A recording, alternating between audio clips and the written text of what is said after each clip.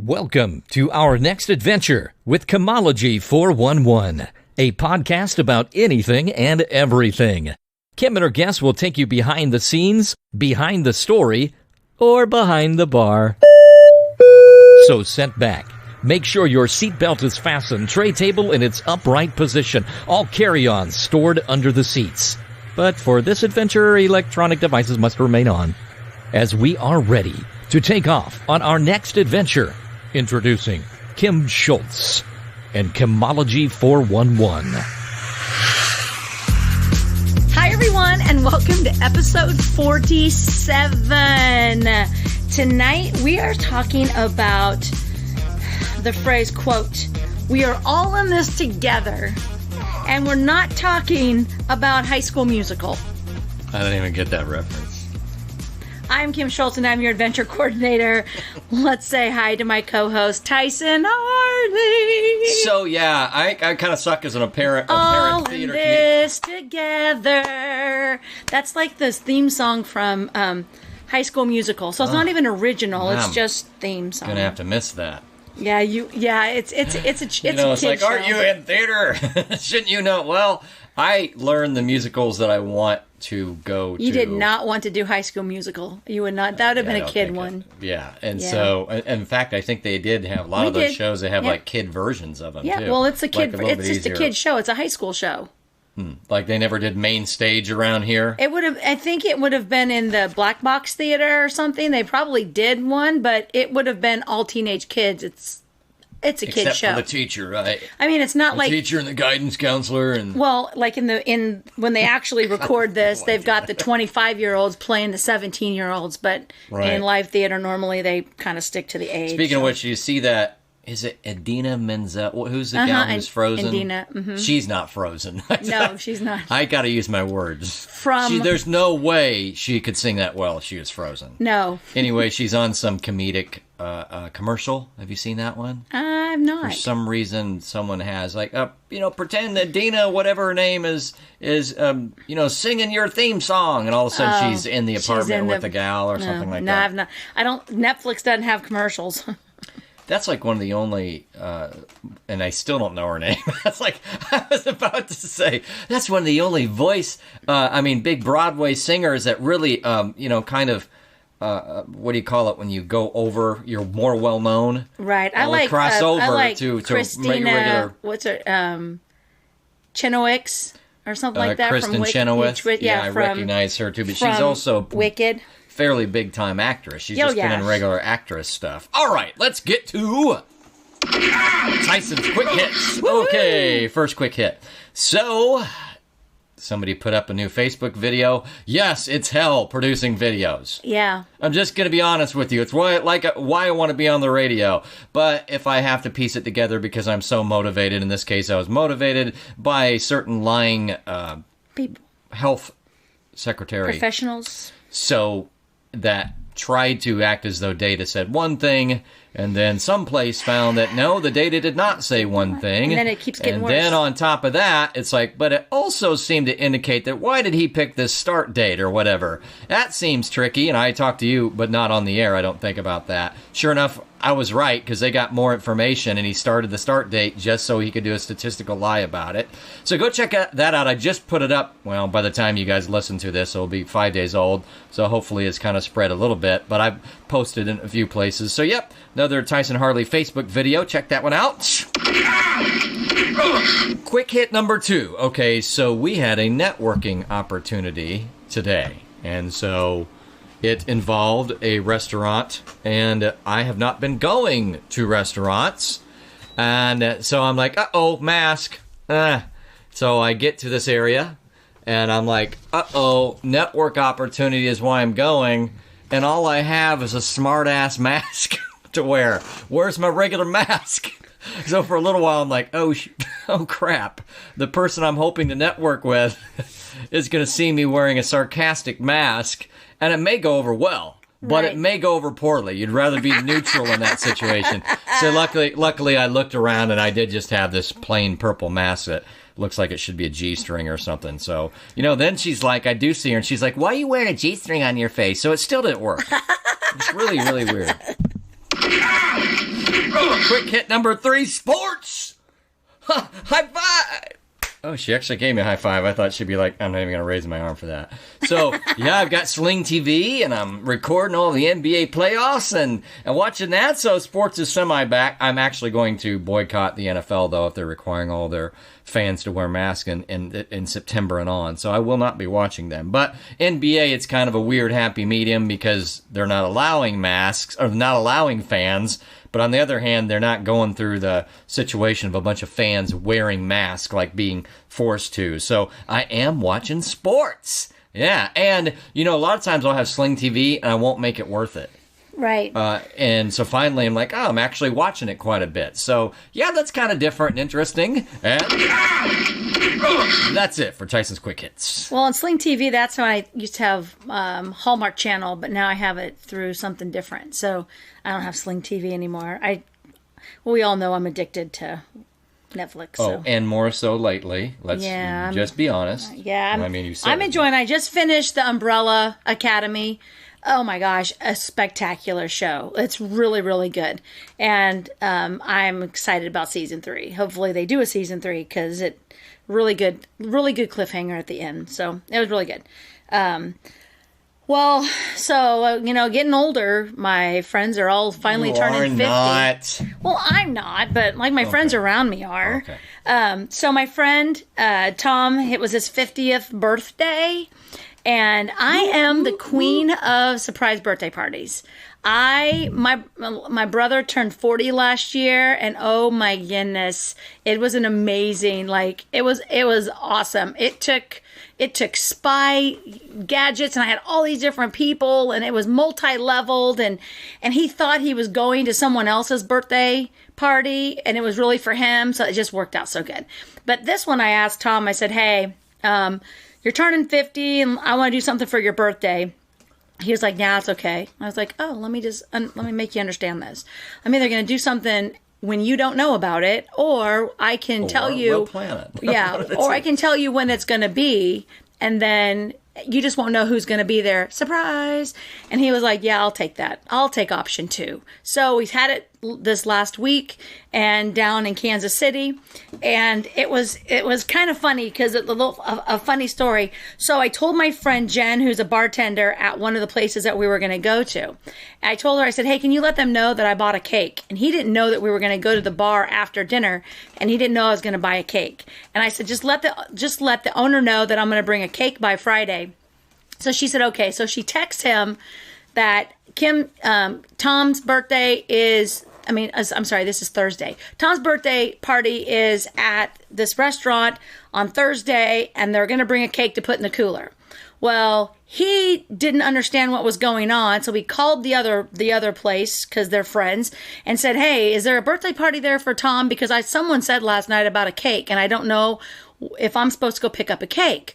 Well, the owner, who evidently is a smartass, was like, well, I don't see any party on here, but I do remember someone telling you to go pick up a cake. And he was like, where do I go? What am I doing? So anyway, for 2.5 hours, this poor guy was kept being told to go pick up a cake. And so the owner of the restaurant that we were going to, which was another bar, has her food rep text him that says, hey, don't forget to pick up the cake, from some random number. So he texts Jen and says, whose number is this and what cake am I supposed to pick up? So she replies back, maybe that's Kim's phone number, and but you're not picking up the cake. Kim is picking up the cake. So he texts that number back, who he doesn't know who it is. It's just a liquor rep from my friend, and says, Kim's picking up the cake. Without even blinking an eye, he texts back and says, I'm sitting here with Kim, and she says you're supposed to pick up the cake. So now he's freaking out because he's like, what am I doing? And so I walk in about 4:00 with the cake. The owner of the restaurant/bar is at this bar, and I turn around and I go, I've got the cake. She goes, oh my gosh, there's a real cake? She goes, girl, let me tell you what's going on. So they went and got the owner, and he came out, and he showed me his love with 2 fingers. It's like, it wasn't to me because I had nothing to do with it. Anyway, she told me the whole story, and she was like, man, we've had a great time with him today. He Got the thought he cake, had were to ya? make a cake. Like, So where you get the said cake? those two owners knew each other at Yeah, oh least? yeah. Okay, that's good. Yeah, you know, like you're in do Kansas like- City, you think that people don't know each other, but she's actually a friend of who we were having the birthday party for too. So anyway, we did that. It was a great. It was a great. He was surprised that the people that came, and then we had steak and all that kind of good stuff. So 50th birthday party, check. Good job. Anyway, I saw pictures on social media. yeah, so we did a good job there. I had a meeting with my family on Saturday, and anybody that knows our family, those don't always go well. I mean, it's always, you know, we Like the way that sounded. Sorry, I know you don't mean it as funny, but just the way. It oh came. no, it's funny. I mean, we just yell and scream sometimes, and this was actually a pretty good meeting. We have some stuff that we're dealing with the businesses. Families that work together, it's really, really hard. Oh yeah, I'll bet. I mean, it's really hard. And so, anyway, my brother called and says, "Hey, do you have a flexible schedule next week?" And you always tell him no. Like, no, because he will schedule you to do all this stuff. And he goes, "Well, we're heading down to Branson for 6 days. Do you want to go with us?" And I was like, well, let me look at my schedule. So I said, well, I have a meeting on Wednesday morning, and then, you know, I've got this I need to do. I've got to do the podcast, but we can move that to Tuesday. I've got this other meeting. I can move that. So, yeah, that sounds like I'll go. Now, we have not been in the same car with my mother and the three of us since, like, the 80s. So we've got, like, a 5 hour. Like, why Why would you guys do a bunch of stuff? we don't drive in the same car? Well, why are you this time? We're going to Branson. We're all going down in my mom's car. Oh, I just figured you would have Yeah. gone down to Branson before. It would have been a group thing. Well, last time I went to Branson, my mom and Frank rode the bus with me, and Chris was already down there. But we were on a bus with like 35 other people that I did my bus trip. But yeah, and then the last time I went with my daughter, Chris was down there, but Frank wasn't down there. But for all four of us to get in a car to even go to McDonald's has not happened since probably the 80s, because normally we all drive our own cars or we drive separately. But evidently we're going to take one car and we're going to drive to Branson. And so I'm pretty sure I will be here next week. I'm not sure if my brothers will make it back. I don't know. I mean, we're going to see how that goes. They might be limping. They might be limping. It might take them a few extra days to get back from their thumbing it down the highway, but we'll see. So, yeah, that's going to be, well, I guess we know what we're talking about next week. Yeah, exactly. We'll be talking about my Branson trip. I So thought I'm today felt excited. different. That's right. We're recording It's a day early. Yeah. We're on This is going to Tuesday. make the rest of the week drag. I'm We used go, to, you know, we meet and then it's like a downhill slide for me the rest Yeah. of the week. No. Nope. Well, on the I'm going to upward be up. slope. I'm going to be up late tonight. I got a lot of work left to do. I did not plan on leaving for 6 Well, days. So. you know, I know mentally it feels better, but you don't have to do it. Well, I know you said you even have some official work to do. Yeah, like I have Not just making I it have feel to actually good. print checks off for people who need money. So anyway, and then as you said earlier, every month I do a supper club, and with the COVID, this is our third one back, and they just keep growing. We only have 4, 5, 6 people, and tonight we had about 14. Yeah. And so it was a great time. It was a little overwhelming because I haven't been at a table with that many people in like 6 months. Because I think the last time was when we went to the Mexican restaurant, which was before COVID, like in January or maybe February, and having so many people talking, I was just like, oh my gosh, this is like overwhelming. Like, Like, I I can't tell if can't you talk mean to a good way. everybody. No, it was a great way, but it still was overwhelming. Because you know how I felt right before it. What I say. So, you still going? Still going, Tyson? Yeah. Well, yeah. Well, and then you had your sister come. So when she got there, she was like, "Hey," and she just joined right in. Yeah, and I she's very said, social. I said, well, at least I now know he can't back out because then you'll be mad if he doesn't come. I go, I'll let her go by herself. She'll be fine.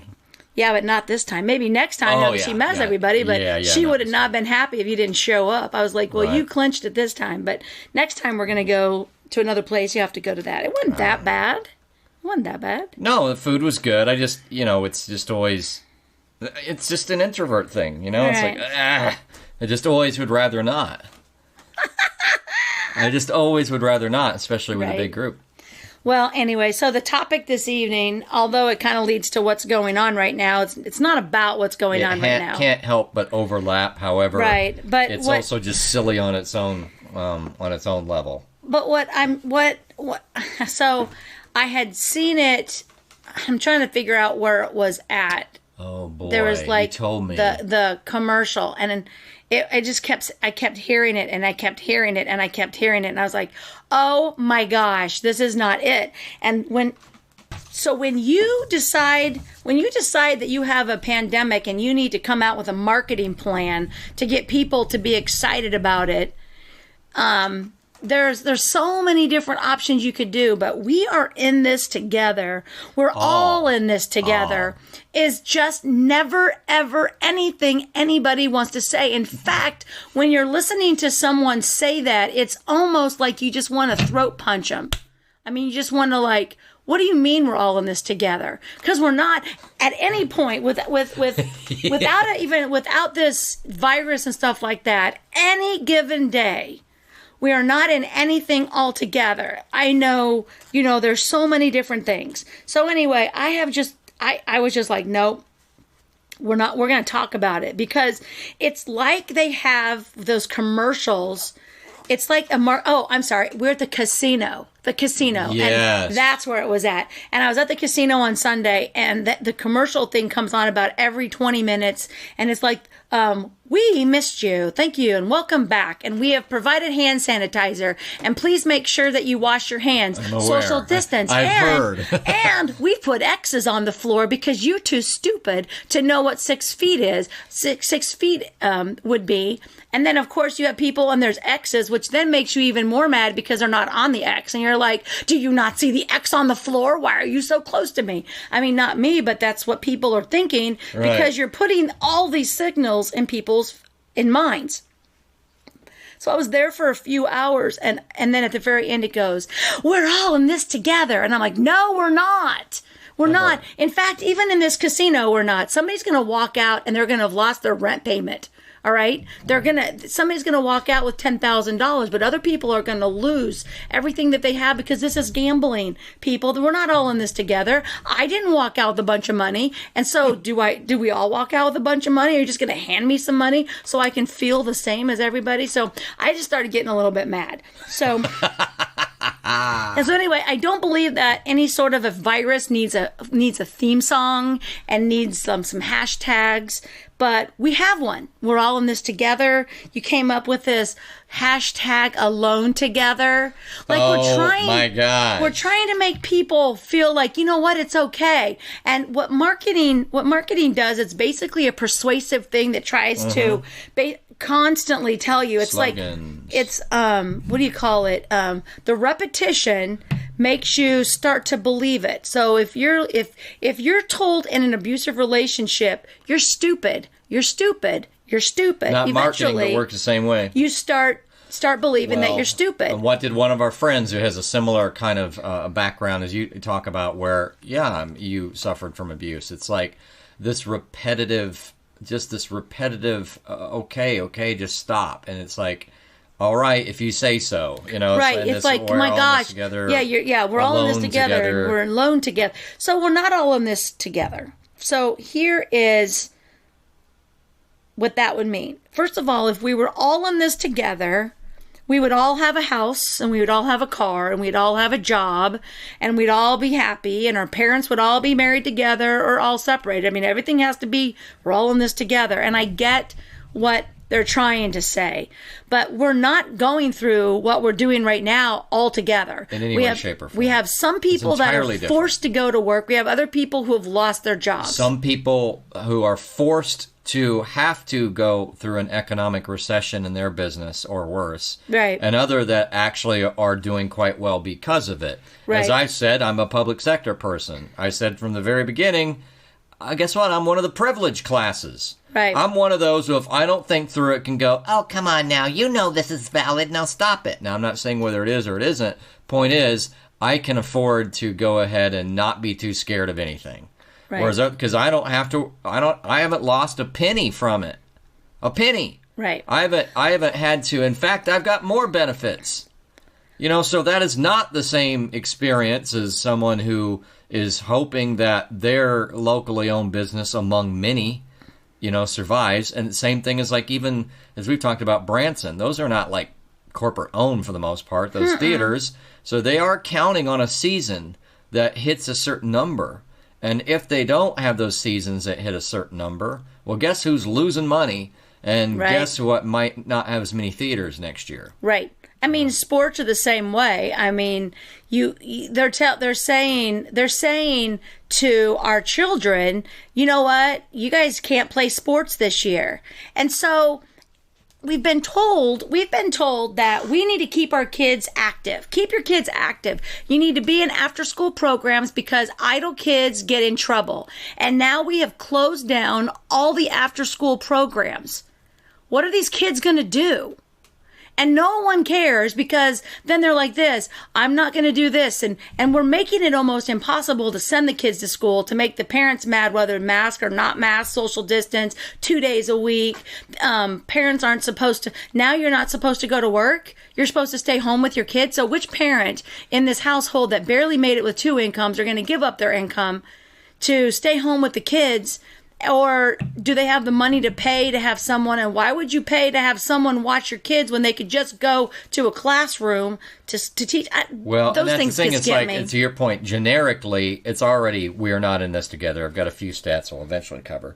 But what's worse is that now we act like more than ever we are together, when this was also a forcibly thing that really put us in different camps economically and otherwise. Right. It's even more so. We're the least together because we really artificially put this, dividing line with some people on one side getting some good effects and other people on the other side not. We talked about the housing market here recently off the air. And it's funny, and I don't even know if this is true, but my mother thought she'd heard it, and then we kind of speculated because me and some of the family members were talking about it. But how is it the housing market's okay? Well, some people might be liquidating their wealth because they're scared. Mm-hmm. And guess who's buying it? The privileged class like me who's not losing their income. Right. Right? Meanwhile, so that is not all together at all. No. It's two sets of people having two very different outcomes as a result, which, there's that anyway. But even for this, and so, you applied this tag for this, and it's like, no, you have really split and helped some people and damaged a lot of other people. Well, and so whenever all this started, people were like, this is bringing families together. No, it's not. It makes people not be able to see their loved ones in a nursing home. My daughter stayed home for like 2 or 3 weeks. Her and I saw each other at least 3 or 4 times a week. I mean, she is married, but we still hung out. Now we don't. And it's pulling and it's changing the way people are. What changes is the traditions, too. Right. I'm trying to think of how that worked in another way, but, you kind of, that was always your deal. And it might be, say for me, I would spend $8 to $12 a day on food. Someone was getting that money. Right. Then people just get out of the habit of going to restaurants at lunch because they're not there, or they're working remote, or that restaurant. So anyway, that habit change even affects people. Right. Because there were 200, 300, 400 like me who's like, well, just as easy to go down here and get my $8 to $12 lunch as to worry about the fact I don't really have a good place to heat up except a microwave and, whatever. So I'm just going to go spend that money. $300 a month or more that I would spend not 300, but, $250. Right. $250, $240 a month that would come from my pocket, and it would get distributed out times all those people who had similar habits. Right. And this has just, adjusted that. It's really changed things a lot. Yep. So when you decide that you need, because you have something bad going on, and you honestly think that by telling people how happy they are is a good marketing ploy, that's exactly what I see is happening. I see people telling us how we're supposed to feel. And then I see people telling us how horrible of a person we are because we're not feeling it that way. And for the first couple months of all of the stuff going on, I let it bring me down. I let it make me sad because that is what everybody wanted. You know, it was like, you can't be happy. Do you not know millions of people are about to die? So why would you even want? And then millions of people didn't die. And then you're like this. No, but I mean, hundreds of thousands of people are going to die. And then that's not really happening. We have hundreds of thousands, but not close to millions, right? I mean, I don't even know the numbers. It's only even now. It's only about 150 in the U.S. I think, even with who knows how we're counting at this point. Right. It's 725, 750 worldwide. Worldwide, so. And which, I mean, I would like to even know the deaths. So when you decide to come up with a marketing plan, why don't you start saying something more along the lines of, let's help out our neighbors. Let's make sure everyone is safe. Let's you know, like make sure to check on those alone. Do something telling people like really what you should do. But they do have that. But it's just, can you please get away this double speak? It's annoying for those of us who are using our brain. I'm sorry, that's going to sound alienating, but I mean, when I go alone together, it's one or the other. Right.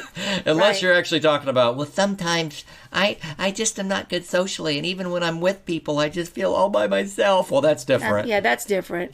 But when you are alone because you're forced alone, guess what? You're not at that point. Right. Together. Right. And not everybody. So if that is true, then we're all in this together is not true again, because some people are home with their husbands or their wives, their children, their grandparents. They have someone else in the house.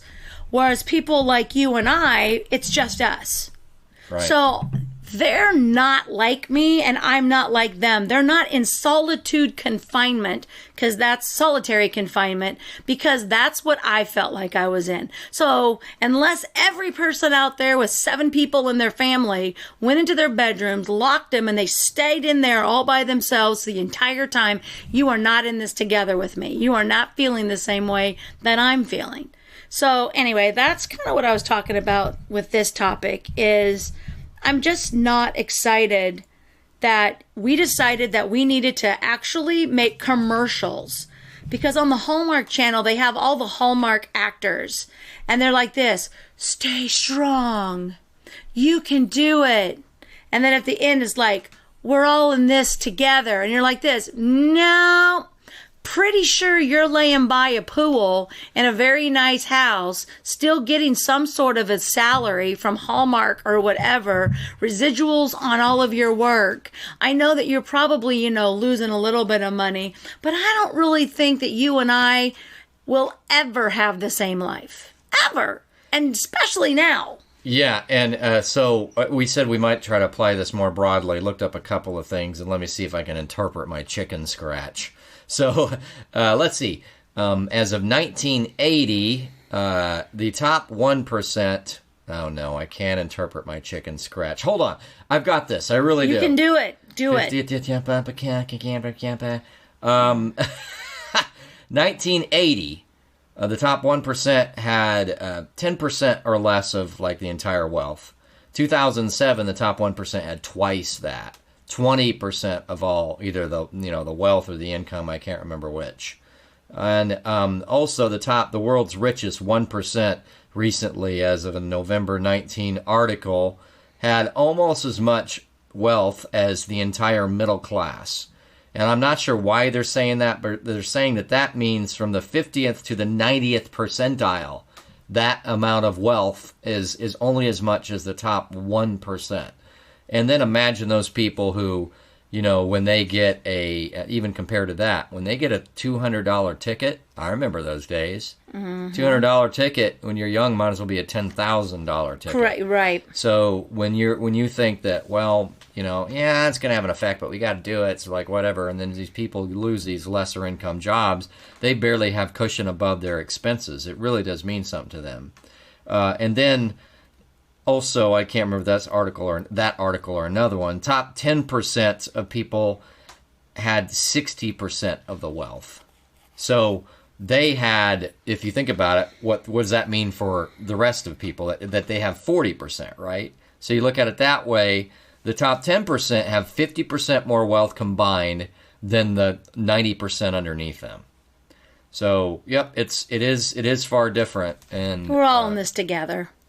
I mean, we're all, and I think that, you know, they're saying we're all dealing with the quote pandemic. And I put quote because I'm not exactly sure what something has to be called a pandemic. That I do not know, but I get the fact that they're like, we're all, I mean, every country is dealing with a pandemic, but we're not doing it together. We're not doing it together. You're actually doing it separately. Like, we're all in this separately because everybody is staying at home. You're telling people don't do family things, don't do gatherings, don't do this, don't do that. We can't even get together to do it together.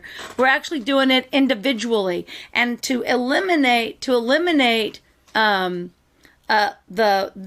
different levels, the poverty level, you know, you've got people that are barely making it, and the prices are going up. So everyone's going to end up losing some money at some point, but the prices are going up, and they're telling people that, you know, that they can't that you can't be evicted. At some point they were like, you can't evict people.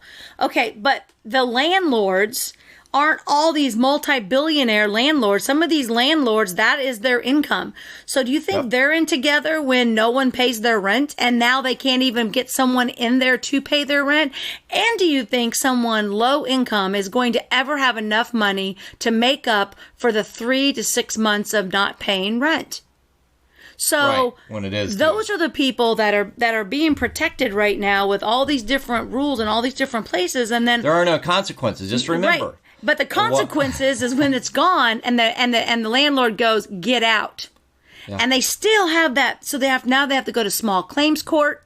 They have to sue that person, and that person still is liable for all of that. But now they have nothing. Like, they're gone. So this is a microcosm of one of my favorite authors' name is Thomas Sowell, Sowell. And he had one of my favorite books ever, but he wrote it like, I don't know, even late 90s. It's been around for a while, but it's called The Vision of the Anointed, Self-Congratulations as a Basis for Social Policy. So in other words, forget whether it works or not. Forget the consequences. Did we just do good? Right. Oh, good. We just stopped people from being evicted. And just forget the consequences. Right. I always forget the results. I always say be proactive as opposed to being reactive. And nobody wanted me to be proactive this time. I was getting in trouble for saying, you guys, we really need to think about this. We need to think about this. You just want people to die. You know, I can't believe you care about the economy and money and putting money over people's lives. But you know what?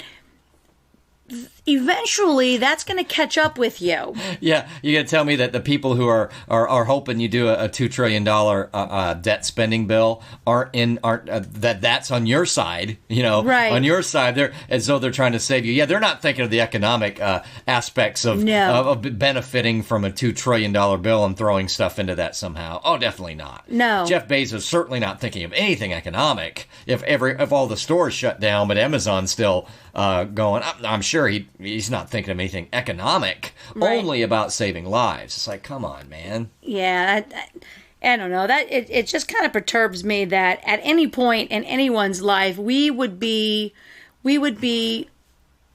so insincere to say something like that and basically throw it in other people's faces who struggle every single day. I mean, just imagine this. So we were talking about it. So you can't leave your house, and you have the potential to be an abuser. And you know this. And so you go and you do your sports or your golf, and you get that aggression out.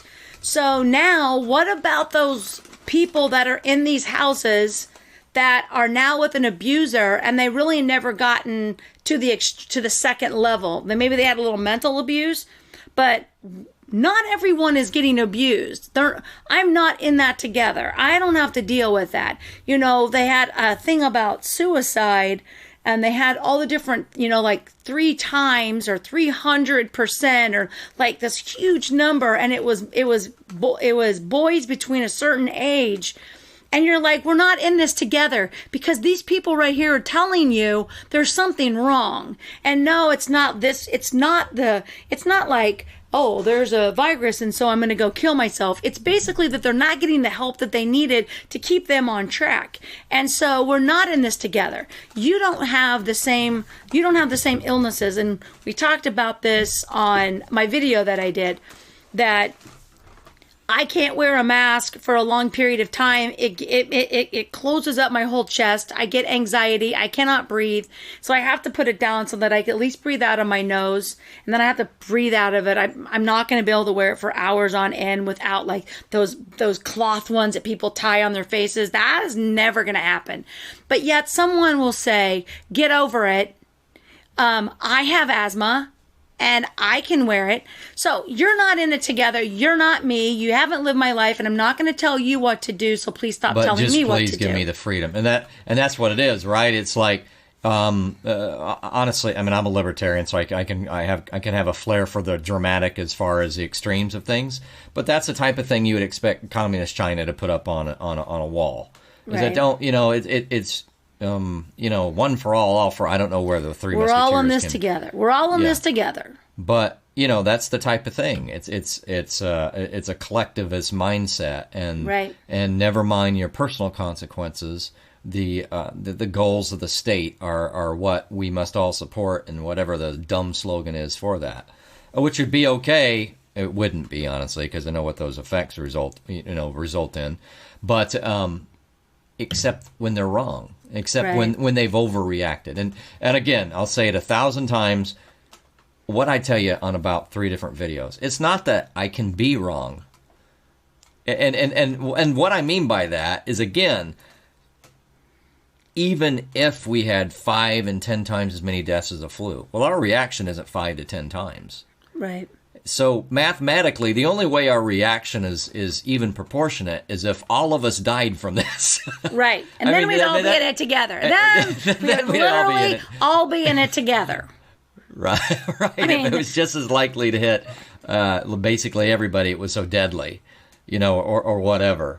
So, that's what I said. It's like, well, no, it'd be one thing if the reaction really was proportionate, but it's not even close. So therefore, I cannot be wrong from the earliest things I was saying 3.5 months ago now, because the reaction is literally thousands to hundreds of millions times as much, because we just don't react to the flu.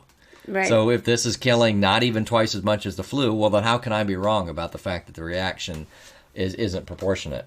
Yes. So no, we're not all in it together in any way, shape, or form. Mm-mm. And even like, and on the one hand, it sounds common sense, but we already know that, the susceptibility is far different. So to even suggest that that's the same, right? Is kind of. We're not. So if you're talking about the virus part of altogether, some people are on a ventilator. Some people have no symptoms. Some people, we're not even on all that together. Like, it's not even the same thing when you get sick with any of this stuff. You're not in this together. People have cancer. They're still getting cancer. They're trying to fight, a different battle. So we're not all in this together, because we're not all going and getting chemotherapy. We're not all having this extra burden put on us. If we say we should all agree enough because this is the one and only thing to think of, then if we say that we should all agree enough, then maybe all of us will agree and act like there's nothing else to consider. What's the one? There's something out there that says something, and then wear a mask. And it's like another thing out there, basically like save a life and wear a mask. The NBA had, it's like, well, there's something. Don't make us ask, wear a mask. I don't know. It's something. The NBA has three things, and it's, the blah, blah, blah, blah, blah, blah. And one of them, it's just these 3 simple rules. And they're they're so sincere. We have to remember that when you're listening to that kind of stuff, marketing is basically a way of mind control. When you're watching commercials on TV and it's 3:00 in the morning and you're up working, and then as a McDonald's commercial is on, they're not telling you to go to McDonald's now. They're prepping you for the next 20 McDonald's commercials for you to want to go to McDonald's. Like, oh, yeah, McDonald's sounds really good. That's what marketing is. There's nothing wrong with that. But you don't market an illness. Well, and more that's what I see specifically, them doing. and this is again with the reaction, not just economically, but you couldn't turn on anything for more than a minute and not hear the term or the subject twice to three times. Right. In the history of the world, outside of a world war, Right. it has never been that saturated. And who felt that movie stars were what we needed to talk about how we're all in this together? Like, to, you know, like they went and got some star power. Well, because if Keanu Reeves told you to do anything, you'd be well. like 10 masks. Absolutely, as long as you'll give me Don't even go there. mouth to mouth after I pass out. As long as Keanu is willing to make me survive, to resuscitate me, that's what I was And trying that's, to think of. as he takes off every single mask, You know it'll that be him like and I broke it'll be up. like I, and then pull the next one. Yeah, exactly. Love. Pulls off next one. You, Keanu. After you're done resuscitating me, we broke add up. a kiss. Remember, we broke up. I mean, him and I broke up, so thank you for insulting my wounds. Sorry. You mean? Oh, I thought you meant it wasn't going to be nice to Keanu to talk about how you had to break up with him. No, we talked about it. He cried. Too soon? It's too soon. Yeah. I'm telling you, that's why John Wick 4 is going to be mad. Going to be out. He's so mad. He's so mad. He's so John mad Wick at 4. me. Dedicated to. I can't even say it. I can't even say it. I can't even do it. Just telling you, she broke my heart in multiple pieces. Give me a black cape. That's not right. It's not even a cape. What am I saying? A black trench coat. A trench coat. I need a black trench coat. Now, stat. Yeah, I don't know. My biggest thing is that I am in marketing and I know how it works. And when I see commercials from anybody, you know, even if it's an insurance company, in times of need, there's no times of need. You're basically telling us we can't do it. And so, like, what is the need that we've lost our freedoms and our power? And people go, no, you haven't lost your freedoms. You told us we can't do. No, that's different. It's different. It's totally different. So when I was in mass communications and I went towards broadcasting, another part of that is instead you want to be in PR. And I remember being suspicious of public relations from the beginning. It's like, okay, that should be pretty simple. Have a product and don't do anything so bad that you can't explain it yourself. Why would you need to have whole departments for that? You know, and so I'm like, I don't think I even liked that field. And then to your point, it's like public relations kind of turns into ads, and the ads then kind of turn into public service announcements, especially right now. So how much is a PSA really just a disguised ad? Yeah. You know, so it is. I mean, I just think that if we really cared, we would be donating more money to the nonprofits that are probably struggling right now. Because here's the thing, with like a nonprofit and you get money from certain things, you've got to follow through with the criteria of those grants. And so if you're not doing what those grants tell you to do, you could possibly lose the money. So are those agencies just going to let you keep this money now, even though you're providing no services to anybody? And what is happening to that money because you're not allowed to see anybody or come in and everything is closing down? So and those agencies, could it be that they're short because of everything going on? Right. And so they're going to be. I haven't looked into like how shortfalled are the various state governments, but it kind of falls in line with that. It's like these places that give you, what do you call them, grants. Right.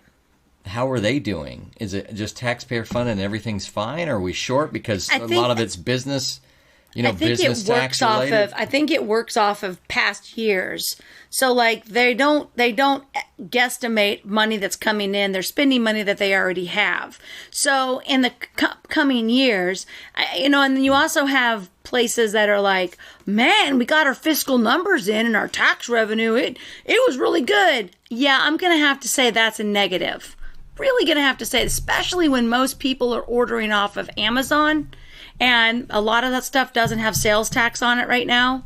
So that tax isn't going to be any of the service industry, whether it's the person we were talking to tonight with, like, driving travel buses, tour buses, down to restaurants. And I suppose hotels are back a little bit because they make a good chunk of their money, except in the resort areas, from business travel.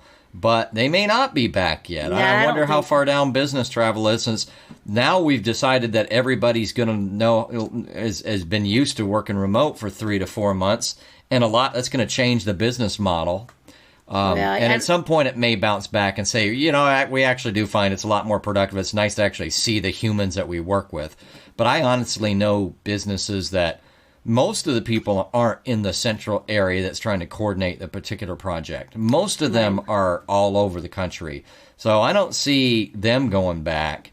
And I see a lot of other companies kind of getting to that point because of this. I see it different. I see that it's going to stay this way for a little bit until businesses actually realize that it's not as good as they think it is. Right now, to be remote. I think they're going to be, because, and I'll tell you how I know this. My friend works for a huge company, and he always would have to go in. They live in a big city. They would always go in, and then all of a sudden they said, you know what, we're going to let you work from home. And so he's like, cool. So he's working from home, and he had 1 day a week that he had to go into the office. And then all of a sudden they changed the entire plan, and they were like, nope, now you need to come in, because they needed their architects, and they were still conference calling with people all over the United States, because there's companies everywhere, but they were getting more done with the people in the conference room together, as opposed to them being at home doing it. And so they changed that whole thing, and now they're back to, they just spent millions of dollars updating all these brand new buildings that they got, and now they sent everybody home. So this is a huge company. That's going to hurt them in the long run, unless they can get people back into the office. So now they're thinking about, okay, well, you're going to come in on the odd days, and you come in on the even days, and all this kind of stuff. Well, what are you doing? Because now we're not together, so I'm going to conference you while you're at home, and you're going to conference me while I'm at home, or we could all just be at home. But their structure, what they found, was it was not as productive and profitable to have everyone working from home, and that they don't have the overhead to write off that businesses need. Mm-hmm. So they started having to get these buildings. So there's a lot that goes to working, and it's great, but then all of a sudden there's going to be people that just can't work from home. Right now it's kind of a novelty. Well, the A, and then B, like either they don't do well, or we're talking about not being together on this. Right. How much money did I spend on my computer setup that really allowed me to go from 50%-ish working remotely to 100? Right. A lot of money. Yeah. I mean, I know I don't make that much money, but it was still a nice chunk. And some people are not going to put that kind of chunk. They don't have that chunk of money to put down. Mm-mm. No. And so they're not going to be able to work remote easily. And so what's up with now? Maybe, in my privileged particular sector, then they're just the ones who do have to go in because they just can't do anything. But at some point, then is it, you're losing the money, and those people who couldn't adapt because they didn't have the money at the time to spend are those the ones that whose heads they chop, to save some of the money. I'm not in the private sector. I'm in the public sector, and so they don't look for bottom line. But I can imagine some of that may have happened by now, even right. in the more prestigious. Okay, you're on your computer all day. You're doing meetings. You're using spreadsheets, as opposed to how many widgets can we make today. I imagine on the private sector, they've got to be hurting some. So I wonder how much some of these private sector corporate types that didn't make extra money because of the scenario. Right. And that happened plenty, because it's like all of a sudden IT's getting a bunch of business to expand architecture or capability and change it, So, but for those that weren't involved with that, there's probably some belt tightening that had to happen. Right. And does that happen because this person's not making quite as much and they can't afford I know a lot of, and I guess I'm kind of talking apples to oranges in a way, because we initially started where we had to work with our own systems. And still most people are working with their own systems who are working remotely. Right. A lot of companies aren't ready to throw a home laptop at everybody. No. You know, I mean, I know they can rent them and lease them, but still, that's a lot of extra cost. So Yeah, and there's actually, like in Kansas, we have some new grants that are out for IT and to help improve that through the CARES Act. You know, they're putting all this money out there, but who's going to pay all that money back? Like that, there, you know, like there's that those millions of dollars that are going out. People are paying it back. So what about when you have the parent who has 2 to 3 kids at home and has a very high stress, very, very job, and now they're working from home, and how do they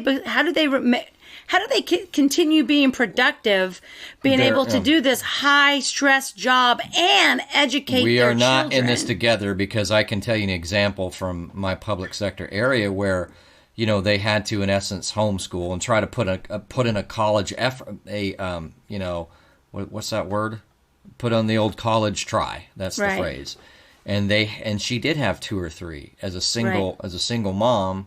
Actually, I don't know if she's single. I don't get in her business like that. But point is, all of a sudden, that's a lot more to deal with. Right. And she didn't even work remote. She had to use some of her leave. So if you're in that situation, there are jobs. I know you get to a certain point in life and you go, yeah, whatever. I got vacation. I got. And there are people who, if they don't show up at 8 o'clock, they show up at 8 o'clock 30. Right. They get points, and they can point out and lose their job. Oh yeah. You know, so when you're exhausted, there are places that just don't give you that flexibility. Right. And so that they are not in it together with someone like me. Right. Who has, well, I don't make a lot of money. I also have a lot of flexibility built in. Right. And you know, get a decent amount of pay. You know, there are people who were basically working, I'd have to say 25% at most for weeks to months on end, because they did what they could and had a lot of flexibility and kind of days built up to do that type. For a little while, they added that leave. They added leave out of the blue for public sector employees. Love it, right, taxpayers? Isn't that great? Yeah. Oh, you thought you had to be responsible and save up vacation days, or we'll just give you some, because you just go. It's only Go right home. that even though you can't be productive, you should still be paid. While you guys are potentially losing their jobs because there's no customers. It's only the right thing to do. Right. That we get whatever the extra 2 weeks of vacation that didn't cost me anything out of my vacation pocket, and then separately these extra administrative leaves if you had kids at home and stuff. I mean, on the one hand, it's like, oh, that does sound nice and compassionate. But on the other hand, in the real world, what would happen? We can't do that. We don't have the money to give you. We don't have the benefit to give you that. So no, we cannot do that. And now we're in worse shape than we were before. So sorry, no, you can't do that. We're not in this together. No, we're not. And so, there's just so many. Just to say that we're all in this together, like I said, we're not in this together. I don't have a drug addiction. I don't have, I have a house that, I have my job, and I'm still fighting for the people that I understand are struggling. But then some people that have their jobs are the ones that are like, no, we need to keep everything closed down. I mean, I'm going to go to work because I'm pretty important and I need my job, and I'm working from home and I'm so lucky. But the rest of you, I mean, really sorry you lost your job, and we're all in this together. Just remember. So maybe those that, the ones who ignore your reality, because my slogan. Right. And what's going to end up happening is they're going to be like, you know what we're going to do? We're just not going to make unemployment taxable. And then they're going to say, but if you make $100,000 a year, we're going to double your taxes. We're going to do it. So eventually, you're going to feel the burn of what's going on here. 4 years ago, that would have been a Bernie Sanders That would have been a burn, but yeah, not now. You don't want to feel. I was talking to someone today, and I was like, People don't understand that right now they're still throwing money at you, and then all of a sudden the states are going to be looking at their budgets because Guys, it was your money. They're throwing your money back at you. Yeah, it's your money that they're giving you, your money that they're giving you a very high interest rate for you to have to pay that money back.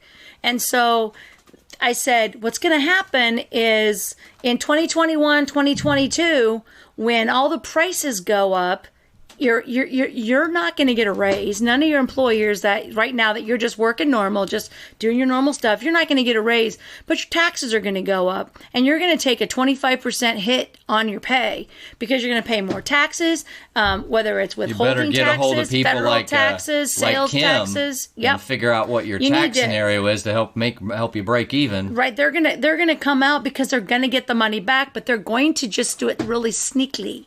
They're not going to tell you really what's going on. They're just going to be like, and bloop.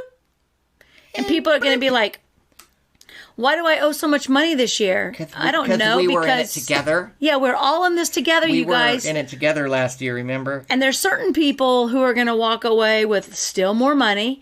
And you, the people who, a lot of those, you guys that have had a job the whole time, are not going to look, you're not going to be so happy. And then you're going to be like, man, this isn't fair. I'm like, dude, we're all in this together. We're all in this You mean together. If we get taxed more? Yeah, when they get taxed more. The prices are already going up at all the places. I mean, all the food costs are going up.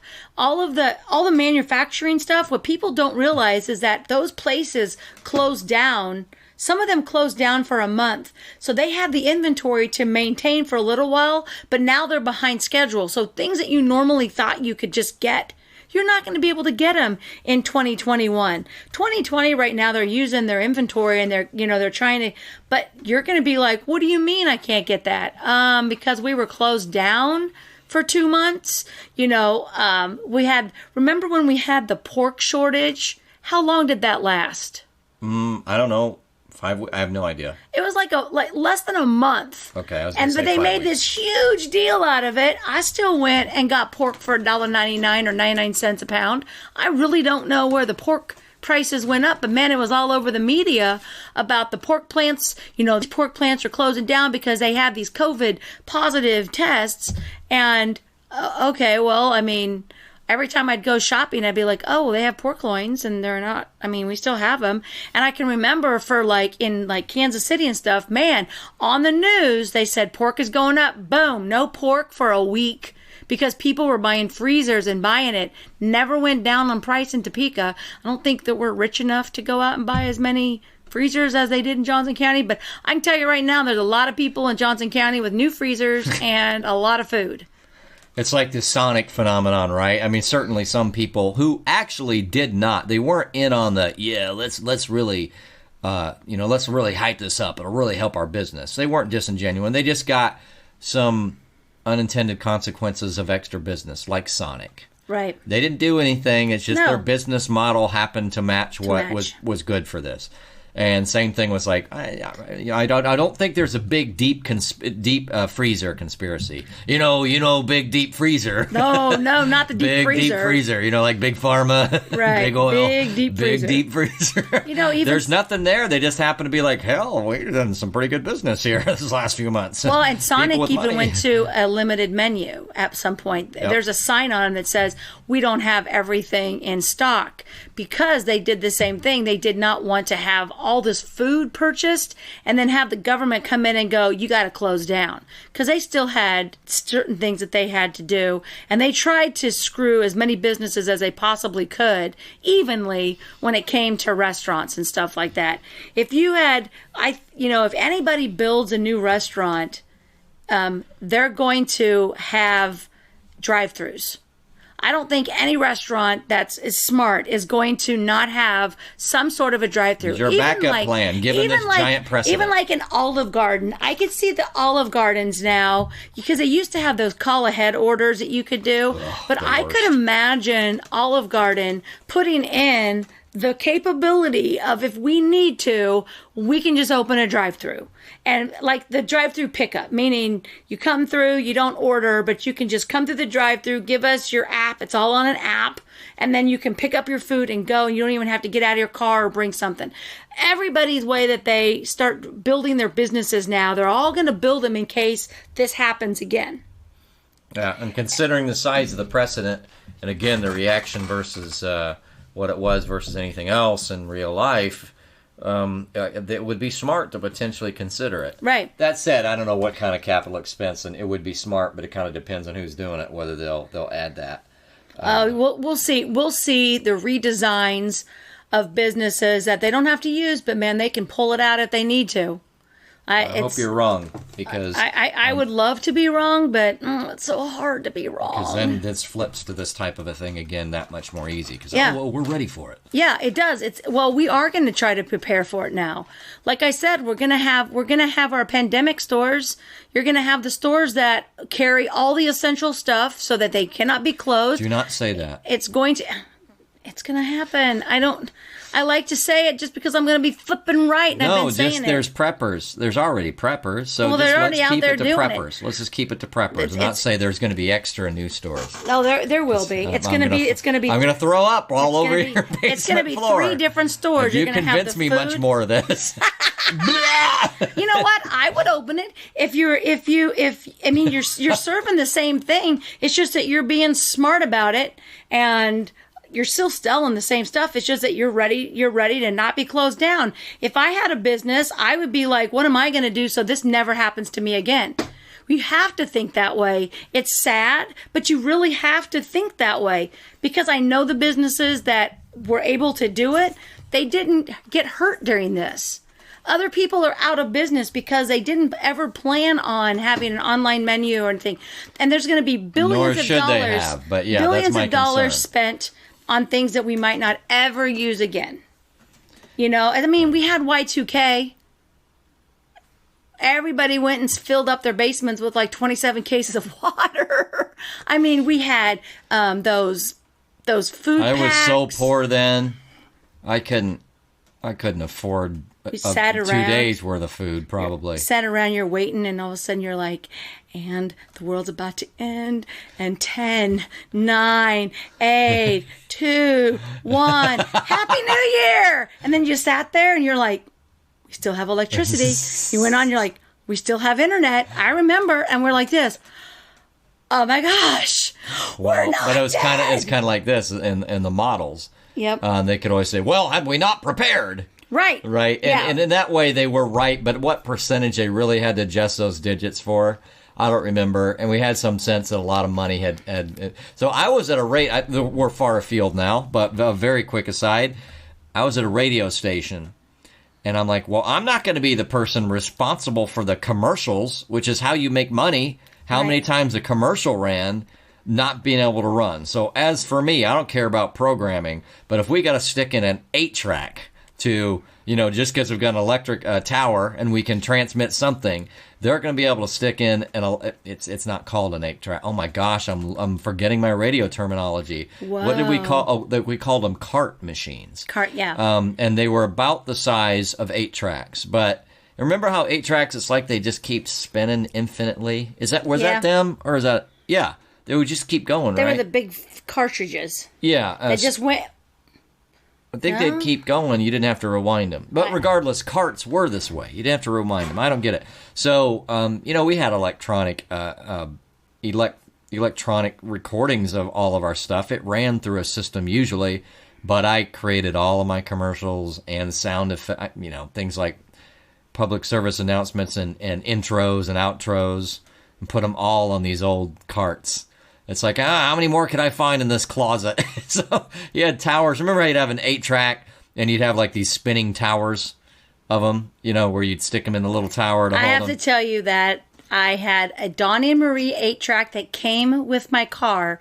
I did not have 8 tracks. My dad had them. I mean, obviously that's had how albums. I knew. He had a Freddie Fender one. Oh, Freddie Fender. Love Freddie Fender. God, I wish I could think of one of them right now, because he played it a lot, like when he was in his woodworking shop, or when he was working out, and therefore I heard a lot of Freddie Fender. It was awesome. But yeah, I mean, just speaking of that, it's like, yeah, we did really have to respond to that. Yeah, we prepped for it, and it was 2 years. 2 years we prepared for the Y2K when it came to the computers, because my ex it was a serious thing with that 1999. That none of the stuff was ready for 2000. Like that, it was going to go back to 1900. Like it would just reset to 1900, which I don't really know how that would have been a bad deal. Like something with the sequencing, like something, if all of a sudden things thought that something was happening like before instead of after. And yeah, because the programs were set for dates and stuff. So anyway, I remember it being a big deal. So we'll plan for something like this to make sure that, for the next time, which I would not want, but we can't say that. You know what I'm going to plan with? What? I'm going to start an academy where people learn how to drop atomic elbows on stupid leaders. That's how I'm going to prep. I like throat punches better. It's just so much easier. Either one, atomic elbows, throat punches, both could be effective. Well, okay, guys. So I do not believe that we are all in this together. I believe that we are all suffering and all dealing with this in our own individual way, because we are still individual people.